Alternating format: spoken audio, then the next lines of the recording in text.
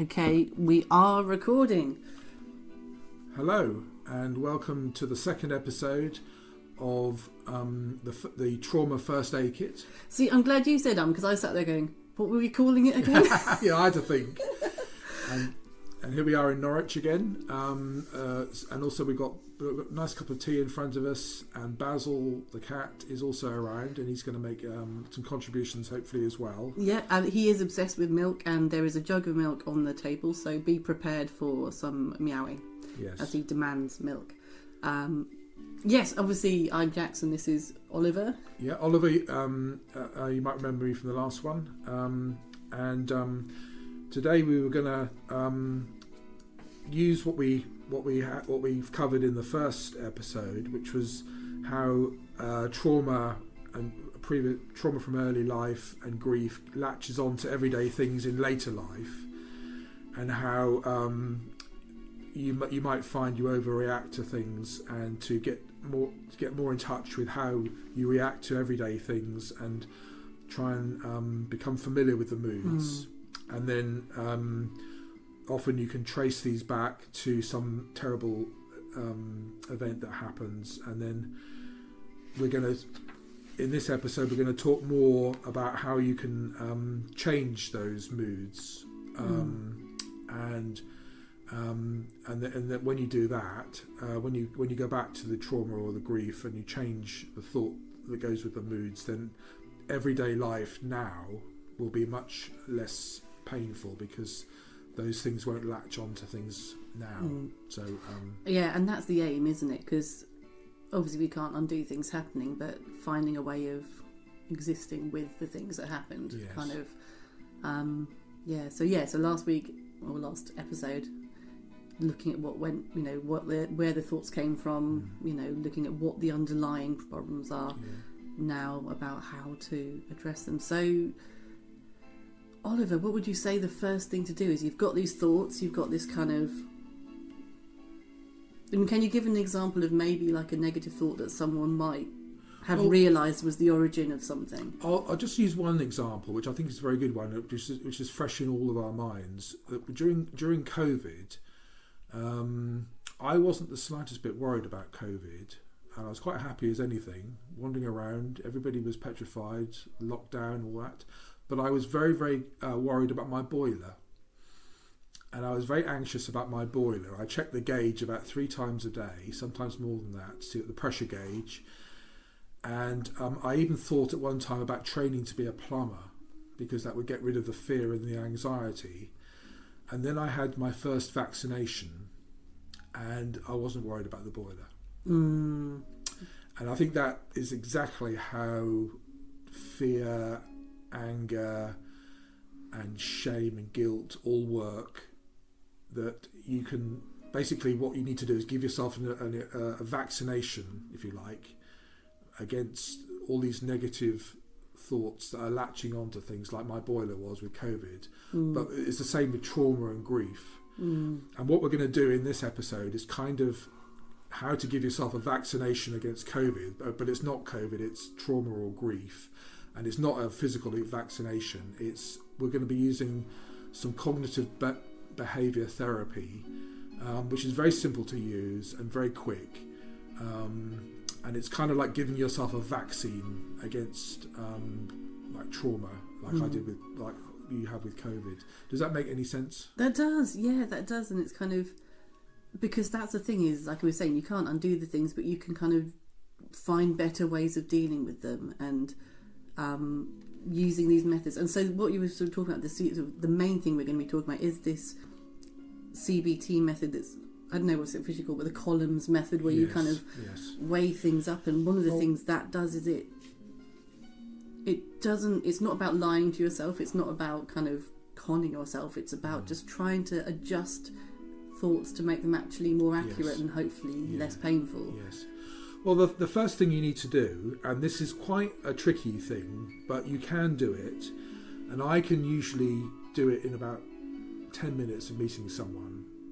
You need to find the thought that goes with the mood, right? So I'll give you some examples, and maybe something happened to someone close to you, and you think it was your fault. That's a classic one. And so you'll be so the guilt would show itself as shame, and that might mean that you feel shameful every time you have a piece of cake or something. But it's not the piece of cake. It's the thought it was my fault that goes with the mood. Another one would be, say, my bloody neighbour and his motorbike, and that would be irritation that's coming from anger, and then that might go back to an event where somebody made you very angry, and you haven't resolved that. Maybe they stole something from you that was absolutely irreplaceable, and you know who did it, and they didn't receive any kind of retribution. You didn't receive any retribution. So they're examples. So now in the first episode, you explored your moods and how you react to things. And in this episode, what we want to do is go back to the trauma or the grief, because grief is trauma really, and find the thought that goes with that mood. And it's usually like shame or irritation or anxiety. But like I said at the end of the last episode, not everything is trauma. Not all mood is trauma. There's the worldly winds. There's things you have to deal with. And in Buddhism, the thing that everybody is frightened of, which has got nothing to do with trauma, is dying and getting old and all those things. So that's not trauma, that's normal. Well, maybe that's just the trauma of living. Yes, that's right. The general trauma of, oh God, being afraid of that. But yeah, like you say, sometimes life is stressful, sometimes life throws things at you. So there isn't always an origin to things, and again, we're going to keep saying it, but be aware, be careful, and seek help if you need it, because these are techniques that you can use and that can be helpful. But if you're in a really bad place, seek professional help. Definitely must keep saying that. Well, this is like dynamite. What we're about to say the next 10 minutes is very, very powerful. But it's very, very effective and very quick. You can get results in a couple of weeks. So that was Basil asking for milk. Basil wants some more milk, so we're going to give him some more milk, and then we'll carry on. Basil. So anyway, for trauma and grief, find the thought like it's my fault, or it was that terrible person who stole something from me and they were never caught, and I've suffered as a result. So find the thought, and then what we're going to do. What you can do at home is to challenge that thought.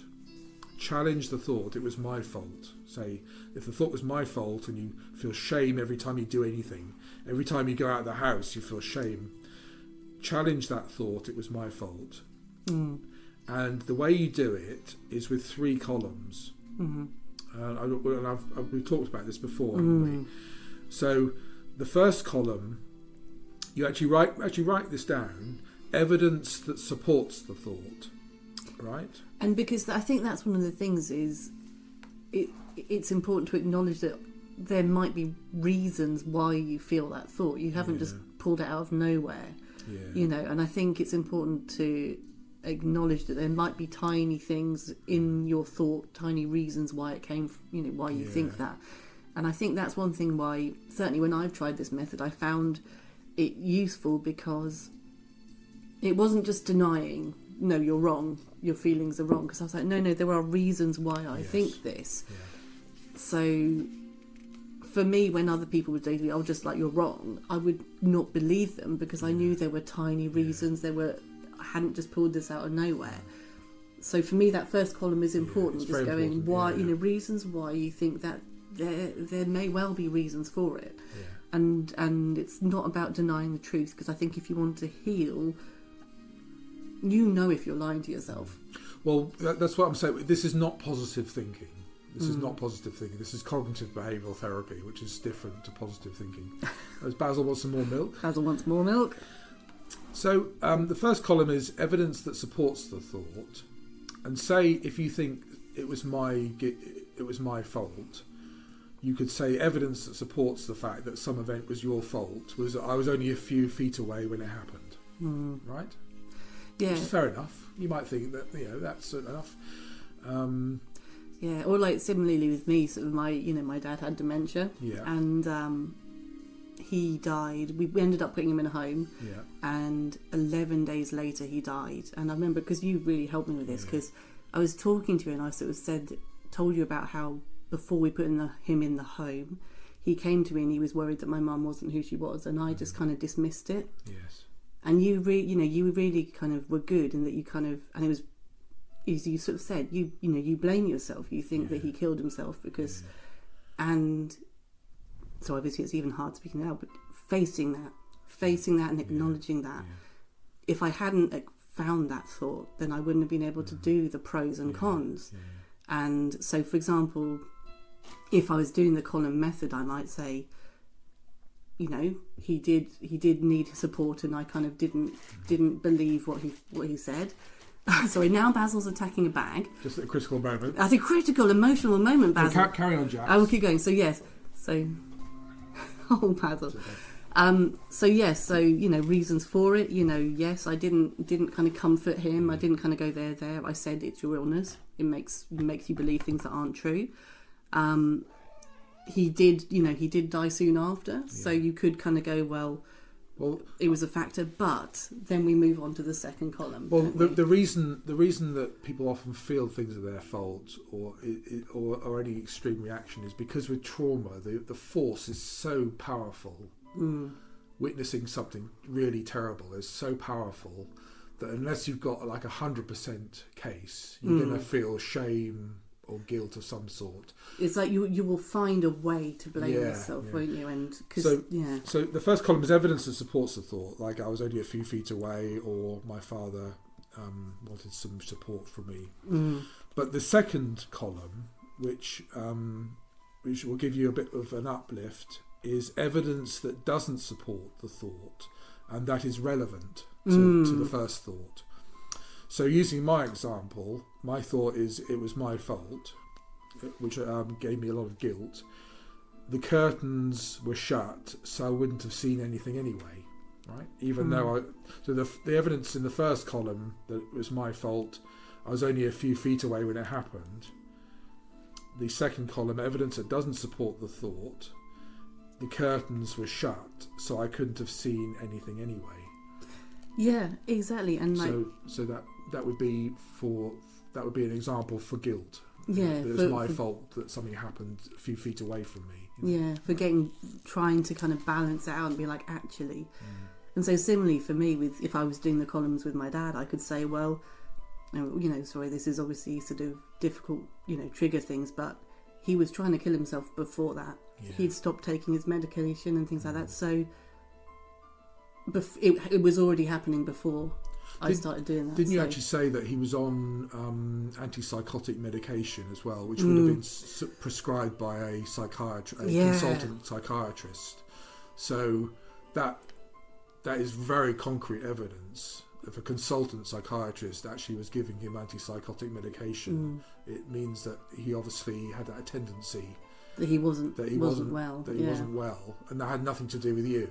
Can you see? Yeah, no, exactly, and also, I mean, just the fact that he did have advanced dementia, it was getting harder for him to eat. It was getting harder for him to drink. So, in the home, he stopped eating and drinking. It may not have been suicide. It may have just been his dementia, the progress of his dementia. Sorry, very, very depressing stuff, but this is what we're talking about. So, initially, this bit is like dynamite. So I would be very careful when you're doing this, but it drags up a lot of things. But in a way, once you've kind of purged or faced a lot of those things, and then, like you say, with these kind of the second column where you're going, well, actually, it wasn't. These things suggest it wasn't my fault. It helps. It's hard. It's painful. It's difficult, but hopefully it should help.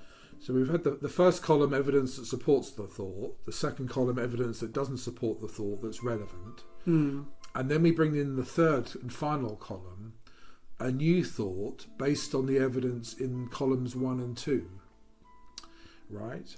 Like a more balanced thought. Yeah, so this is not positive thinking at all, and the new thought will hopefully, because it's based on real evidence, will be believable and it has to be believable. So, for example, it was my fault because I was only a few feet away. That's the first column. Second column, the curtains were shut, so I wouldn't have seen anything anyway. The third column, based on those two columns, the third column would be, it was unlikely I could have seen anything at that moment, so it wasn't really my fault, even though I was quite close to where it happened. Yeah. So, can you see what that means? That's not positive thinking. That's very believable. Yeah, and like similarly with my dad, I mean, God, I don't know what it would be, but I remember that my mum commented that we gave him permission to end his life, so he already wanted to do it. Yeah. You know, he was keeping himself alive for us and hating it, potentially. So that suggests that it wasn't me causing it.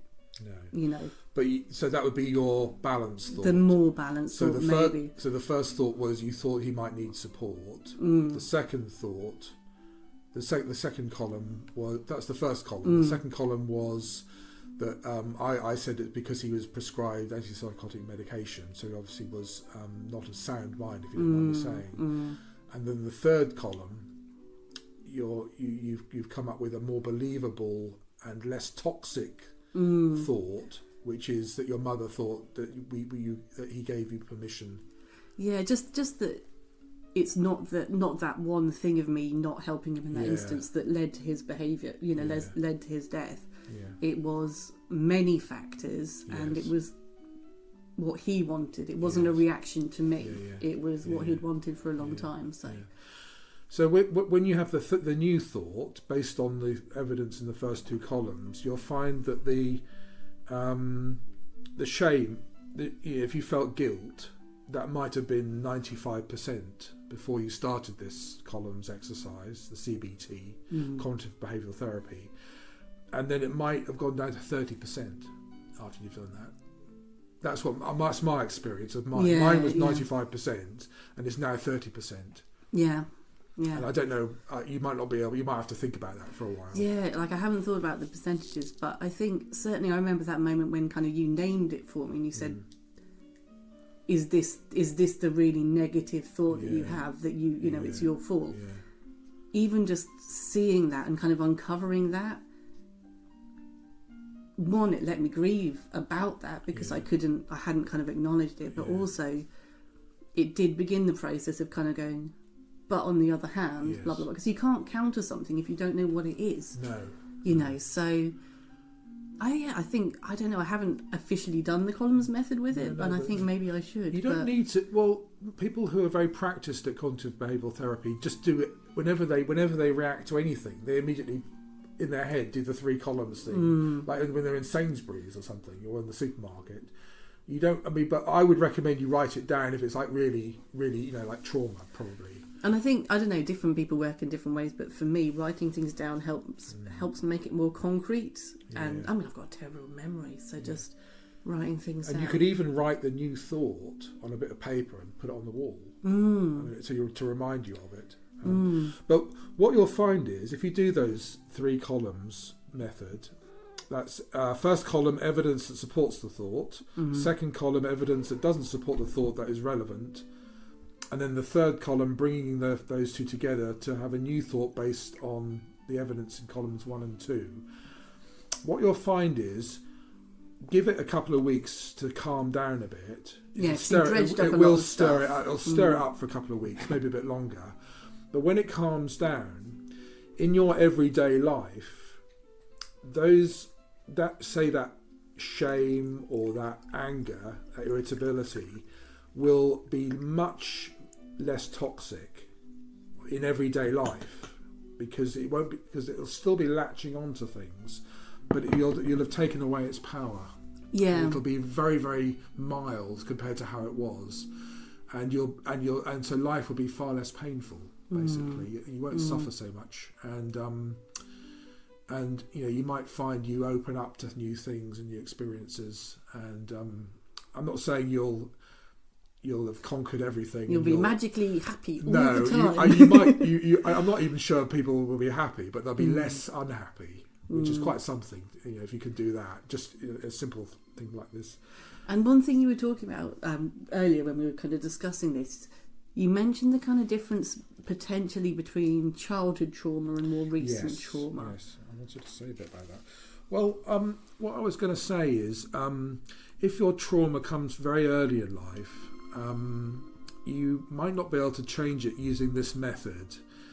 I would say if it was under the age of 6 years, but don't give up. I mean, there's lots of all sorts of wonderful things out there you can try. In your early years, you create your internal model of the world, and it's very difficult to change that once you've done that. And it's too scary for very young children to think that their parents are wrong, so they always accept. They generally always accept whatever their parents do, because it's just too terrifying to actually think that they're in the wrong.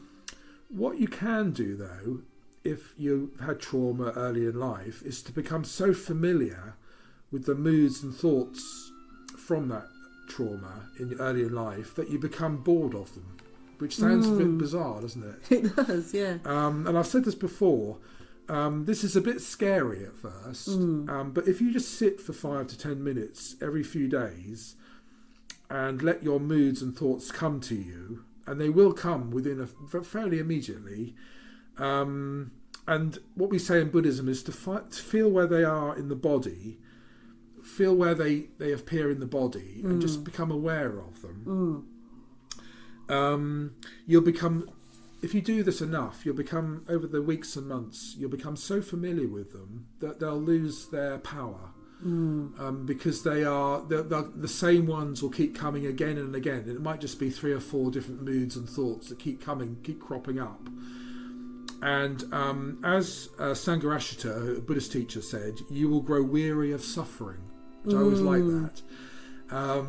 That might be a very easy thing for people to do generally in life, just to become so familiar with their thoughts and their moods and their issues. That become so familiar that they lose their power, and you just become a bit sort of blasé about them, Yeah. So that was what I'd recommend for very early trauma. Yeah. But I wouldn't. This method probably wouldn't work for that. The CBT. It's really for a bit later on. But there are lots of other things you can try. There's sacrocranial therapy. There's meditation. There's all sorts of things you could do for early trauma, so don't give up. And I mean, just as a kind of random thing that because I had sort of some early trauma which I won't go into details about, but interestingly I didn't remember it. I didn't know what it was. It was suppressed. I'd suppressed the memory, and then a few years ago I was told that something had happened. I was like, did it? Yeah. Anyway, it explained so much. It explained my whole worldview, which, as you said, it's ingrained in me. It's really, really ingrained in me, this belief and this way of viewing things. So it's hard to fight it, especially because I didn't know the reasons for it. I came up with reasons for it. I really kind of evidenced this irrational belief or whatever. But now that I know the origins, when I see myself peaking in anger or whatever and I go, that's why. That's why that's happening, and that is helping. Knowing the cause. Also, I mean, there's this book called The Chimp. It's like the mind management program or something. I don't know. It suggests this kind of idea of identifying what it calls your inner chimp, which is kind of the maybe animal or instinctive side of you. Buddhists call it the monkey mind. Okay, so maybe that. And it's going to sound ridiculous and it may not work for everyone, but this book recommended naming your inner chimp. So my inner chimp's called Betty. Betty likes to smash things. She's very angry. So I know it sounds really stupid, but sometimes when I'm getting really upset about things, I divorce myself from Betty and I go, okay, Betty's upset about something. Why is it? What can I do to soothe her? And it almost gives me control. And like the combination of knowing the origins now and this kind of mental, maybe probably false division of me versus Betty, I then go, okay, Betty's upset. What's good to calm Betty? Well, one, I know that she's being irrational. Sorry, Basil's now attacking a bag. Carry on, Jack. Have you got cake or something in there? Because he likes cake. But yeah, so I know the reasons, so I can kind of I can kind of go, Betty, you're being silly because blah blah blah. I could almost use the column method on Betty, but also I know that Betty likes reading, she likes drawing, like these kind of things that I can do to soothe her / me. It helps. I'm not confused. I know I'm not a chimp. What the Buddhist view of what you're doing is Basil. You've got Basil attacking a bag now. Hang on, let me try giving him some milk. This is probably he just wants milk. What the Buddhist view of what you've just described is you've developed awareness, and so you're watching yourself, right? And they always say in Buddhism, who's doing the watching? If you're watching yourself, who's doing the watching? It's a bit of a Buddhist conundrum there. But what you're doing is you've got awareness of yourself, and awareness is very, very powerful. And it's one reason, and this is a little bit of a light joke, if in a way, it's one reason why robots will never take over because they'll never have awareness. I got that from a Buddhist teacher. Well, okay, so just to robot tangent, my friend Doug, the whole stuff about ChatGPT. Yes, I've heard What's that. it called that? Anyway, he tested this, artificial intelligence with some kind of essay question. Yeah. And he said he kept on doing it. And although the robot, whatever, AI thing was very good at kind of providing all of the different views on something, it couldn't give a judgment. No. It couldn't go, I think out of all of these views, this is the best one or this is the right one. Yeah. It was more just like, you could say this or you could say that. Maybe the robot was being more fair about life, to be honest. Pros and cons, you could say this, you could say that. But if you want judgments, go to humans. Anyway, I think that brings... we apologise. Basil's been playing with a plastic bag all the way through. Yeah. And we've been trying to bribe him with milk to stop. But I've run out of milk now. We've run out of milk, and you can probably hear Basil... Rustling. That's my bag. There's something in my bag that he likes. I mean, I think he's just feeling what I call rambunctious. Sometimes he feels rambunctious and he just attacks things. I don't think there's anything in that bag. And now he's attacking your coat. I'm sorry. Anyway, let's say goodbye for now. Yes. Reiterate that this kind of stuff, it digs up difficult things. Look after yourself and get proper help if you need it. But thank you for listening. Yeah, and we hope you'll find this helpful for any trauma, grief, or any just big issues that you have which aren't going away. And thank you very much for listening. Yeah, see you in the next episode. I'm Oliver episode. and I'm Jax. Goodbye. Goodbye.